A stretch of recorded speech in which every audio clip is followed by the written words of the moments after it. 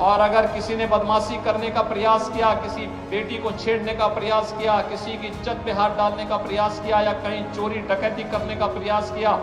तो अगले चौराहे पे जाते जाते पुलिस उसको स्वयं दबोच देगी, भाग नहीं पाएगा, उसको पता ही नहीं लगेगा। लेकिन अगले चौराहे पर इससे पहले कि कुछ हो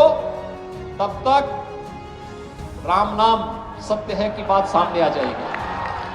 संत कबीर नगर जनपद में आने वाले समय में अपना मेडिकल कॉलेज हो, मैंने प्रशासन से पहले ही कह रखा है कि भाई यहां के लिए भी जमीन चिन्हित करिए, कहां यह बन सकता है। बस अड्डे के निर्माण की कार्रवाई को भी आगे बढ़ाया जा सके, जहां ये हो। अगर इतनी सब सुविधाएं देनी है तो उसके लिए सुरक्षा का माहौल चाहिए, और इसी के लिए integrated command and control centre, integrated command and control centre, जहां पे एक ही जगह से बैठ करके, एक कमरे में बैठ करके पूरे नगर और जनपद के प्रमुख स्थानों की सीसीटीवी से एक एक जगह की जानकारी वहां पर कैद होती रहेगी, रिकॉर्ड भी होती रहेगी, लोग देखेंगे भी। और अगर किसी ने बदमाशी करने का प्रयास किया, किसी बेटी को छेड़ने का प्रयास किया, किसी की इज्जत पे हाथ डालने का प्रयास किया या कहीं चोरी डकैती करने का प्रयास किया, तो अगले चौराहे पे जाते जाते पुलिस उसको स्वयं दबोच देगी, भाग नहीं पाएगा,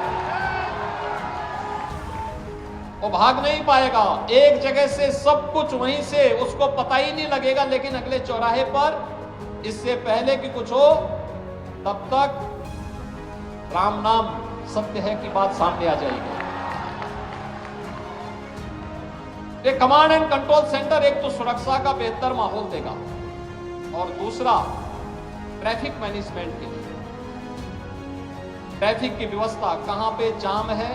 ये देखने का काम भी इसके माध्यम से ट्रैफिक पुलिस करेगी, डायरेक्शन देगी, कहां पे पुलिस को लगना है, कैसे व्यवस्था होनी है, कहां जाम है यह देखने का भी एक अवसर मिलेगा। नगर पालिका परिषद स्वच्छता के कार्यक्रम की मॉनिटरिंग भी इस ICCC से देख सकती है। और ठीक इसके साथ ही कोरोना कालखंड में integrated command and control centre की उपयोगिता आपने देखी होगी। कमांड यानी कोरोना कालखंड में हम लोग इसका उपयोग करते थे, एक एक गांव में स्क्रीनिंग करने की, एक एक गांव में क्या गतिविधियां चल रही इनको देखने की,